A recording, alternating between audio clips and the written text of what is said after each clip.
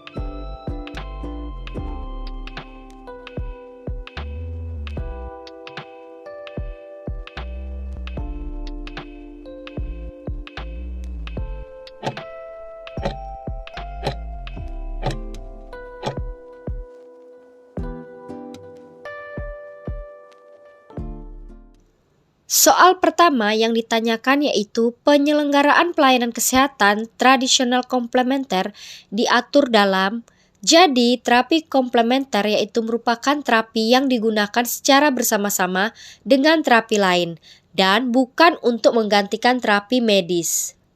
Dalam artian lain seperti ini. Misalnya ada pasien dengan hipertensi. Dia rutin mengkonsumsi obat hipertensinya yang diresepkan oleh dokter. Selain itu, pasien tersebut juga mengikuti terapi komplementer yaitu terapi massage kaki dengan minyak esensial lavender. Hasil penelitian mengatakan bahwa penggunaan minyak esensial lavender bersifat hipotensif yang dapat menimbulkan efek vasodilatasi, vasorelaksasi, dan dapat meningkatkan aktivitas saraf parasimpatis, menurunkan aktivitas saraf simpatis, sehingga dapat menurunkan tekanan darah. Perlu diingat, terapi komplementer ini tidak boleh menggantikan pengobatan medis konvensional. Pasien harus selalu berkonsultasi dengan dokter sebelum mencoba terapi baru, terutama jika sedang mengkonsumsi obat-obatan medis. Selalu memastikan memantau secara teratur untuk melihat efektivitas dari terapinya. Sekarang kita kembali lagi ke soal. Jadi, penyelenggaraan pelayanan kesehatan tradisional komplementer diatur dalam A. Permenkes nomor 15 tahun 2018. Kalau kita tinjau optionnya satu persatu, option B, Permenkes nomor 3 tahun 2020 mengatur tentang klasifikasi dan perizinan rumah sakit.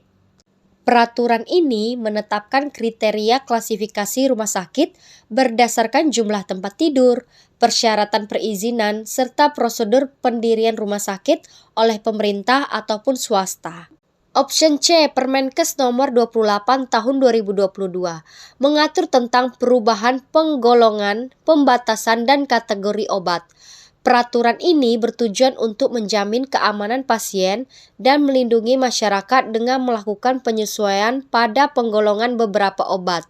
Sedangkan option yang D, Permenkes nomor 3 tahun 2023 mengatur tentang standar tarif pelayanan kesehatan dalam penyelenggaraan program jaminan kesehatan.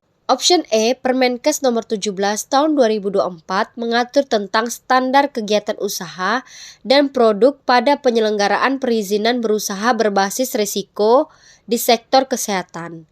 Jadi, sudah diingat-ingat ya, penyelenggaraan pelayanan kesehatan tradisional komplementer diatur dalam Permenkes nomor 15 tahun 2018. Kita lanjut ke soal nomor 2. Soal nomor 2 yang ditanyakan yaitu peran perawat komplementer yang tepat berdasarkan paparan di soal. Bisa kita lihat di sini dikatakan bahwa perawat menggunakan keahliannya dalam berpikir kritis melalui proses keperawatan dan sebelum mengambil tindakan keperawatan. Hal tersebut menjelaskan bahwa peran perawat komplementer yaitu sebagai membuat keputusan klinis, di mana untuk memberikan perawatan yang efektif, perawat menggunakan keahliannya berpikir kritis melalui proses keperawatan. Sebelum mengambil tindakan keperawatan, baik dalam pengkajian kondisi pasien, pemberian perawatan, dan mengevaluasi hasil. Perawat menyusun rencana tindakan dengan pendekatan terbaik bagi pasien. Dalam membuat keputusan klinis, perawat bisa memberikan perannya dengan berdiskusi dengan pasien, keluarga, dan petugas kesehatan tentang terapi komplementer yang disepakati dalam proses perawatan pasien. Selain sebagai membuat keputusan klinis, dapat juga sebagai option yang A, yaitu pemberi asuhan keperawatan. Pemberi asuhan keperawatan dilakukan dari yang sederhana sampai yang kompleks pada proses keperawatan yang terdiri dari pengkajian, perumusan diagnosis, menentukan perencanaan keperawatan, melaksanakan tindakan keperawatan, hingga evaluasi keperawatan. Contohnya seperti ini. Ketika perawat dapat menerapkan terapi komplementer senam kaki diabetes pada kasus pasien dengan diabetes mellitus, dapat memberikan terapi komplementer senam kaki diabetes dengan hasil menurunkan kadar gula darah, meningkatkan sirkulasi darah, dan mencegah komplikasi seperti ulkus kaki. Option B, pelindung dan advokat pasien. Peran perawat di sini memberikan perlindungan dalam menentukan, menjelaskan, indikasi maupun kontraindikasi dalam terapi komplementer. Contohnya seperti ini, perawat sebagai pelindung yang memastikan bahwa pasien tidak memiliki alergi terhadap tindakan komplementer yang akan diberikan. Sedangkan peran perawat sebagai advokat di mana perawat melindungi hak pasien sebagai manusia dan secara hukum. Selain itu, membantu pasien dalam menyatakan hak-haknya bila dibutuhkan. Contohnya, perawat memberikan informasi tambahan bagi pasien yang sedang berusaha untuk memutuskan tindakan yang terbaik baginya, yaitu seperti bisa farmakologi dan non-farmakologi yang bersifat komplementer. Peran selanjutnya yaitu option C, rehabilitator. Di sini, perawat berperan sebagai rehabilitator dengan membantu pasien beradaptasi semaksimal mungkin dengan keadaannya tersebut. Contohnya, pada kasus pasien dengan stroke, dengan gangguan kekuatan otot ekstremitas, perawat dapat menerapkan terapi komplementer dengan tujuan untuk meningkatkan kekuatan pada pasien stroke. Dan option yang D yaitu sebagai penyuluh. Sebagai penyuluh, perawat menjelaskan kepada pasien konsep dan data-data tentang kesehatan, mendemonstrasikan prosedur, menilai apakah pasien memahami hal-hal yang dijelaskan, dan mengevaluasi kemampuan dalam pembelajaran. Misalnya, dalam proses penyuluhan, perawat dapat memberikan saran pada pasien dan keluarga untuk menerapkan terapi komplementer tersebut. Bahkan, perawat bisa langsung mendemonstrasikan prosedur tindakan komplementernya. Oleh karena itu, peran komplementer yang tepat yaitu E membuat keputusan klinis. Lanjut ke soal nomor 3. Soal nomor 3 yang ditanyakan yaitu, apakah terapi komplementer yang dimaksud pada soal? Bisa kita lihat di sini, di soal dikatakan bahwa wanita mengikuti terapi komplementer untuk mengurangi rasa nyeri pada kepalanya, yaitu dengan menggunakan penusukan jarum tipis pada titik-titik di daerah sekitar kepalanya. oleh seorang yang kompeten di bidangnya. Hal tersebut menjelaskan bahwa wanita mengikuti terapi komplementer akupuntur. Akupuntur merupakan suatu metode pengobatan tradisional Tiongkok yang menggunakan penusukan jarum tipis pada titik-titik tertentu di tubuh untuk merangsang saraf dan membantu mengelola rasa sakit serta gejala yang lain. Jadi jawaban yang tepat yaitu adalah B, akupuntur. Kalau kita lihat option yang A, meditasi. Meditasi ini merupakan teknik relaksasi yang menggunakan fokus mental dan pernafasan untuk menenangkan pikiran, meredakan stres, dan meningkatkan ketenangan batin. Option C, terapi komplementer musik. Sudah jelas ya, musik berarti menggunakan musik untuk membantu meningkatkan kesehatan fisik dan mental seseorang. Option D, terapi komplementer acupressure. Kalau acupressure itu bentuk fisioterapi dengan menggunakan pemijatan dan stimulasi pada titik tertentu pada tubuh. Bisa itu di kaki, di tangan, atau pada titik tertentu lainnya. Dan option yang E, hipnoterapi. Sedangkan hipnoterapi yaitu metode yang menggunakan hipnosis untuk membantu pasien mencapai kondisi relaksasi mendalam dan fokus terarah. Jadi, option A, B, C, D, dan E merupakan bentuk dari terapi komplementer yang bisa digunakan untuk terapi tambahan dari suatu penyakit. Ingat ya, tambahan bukan pengganti terapi konvensional. Lanjut ke soal nomor 4. Untuk pertanyaan soal nomor 4 ini, sama ya kayak soal nomor 3, bentuk terapi komplementer apa? Sudah jelas ya, jawabannya yaitu A, hipnoterapi. Di soal sebelumnya sudah kita bahas ya, terapi komplementer hipnoterapi itu apa. Kita lanjut ke soal nomor 5. Soal nomor 5 yang ditanyakan yaitu manakah dari option yang bukan merupakan kriteria pelayanan kesehatan tradisional komplementer. Jadi, dari option A sampai E, manakah yang tidak merupakan kriteria tersebut? Menurut Permenkes nomor 15 tahun 2018 pasal 4, pelayanan kesehatan terapi komplementer harus memenuhi kriteria. Kriteria tersebut diantaranya sebagai berikut ini.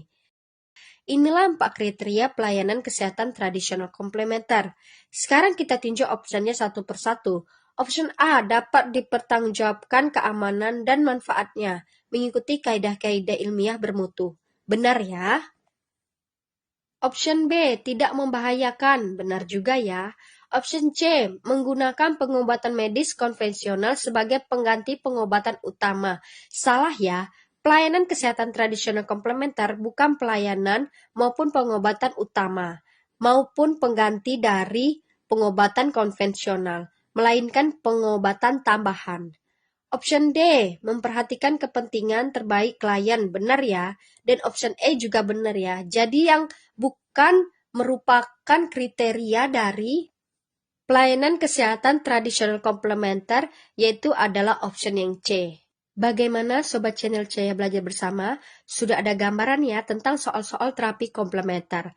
Jangan lupa like, share, subscribe, dan komen materi apa atau contoh soal apa yang akan kita bahas di video selanjutnya. Terima kasih sudah menonton video ini. Maaf apabila ada salah kata dan kekurangan dari segi materi. Sampai jumpa di next video. Bye-bye.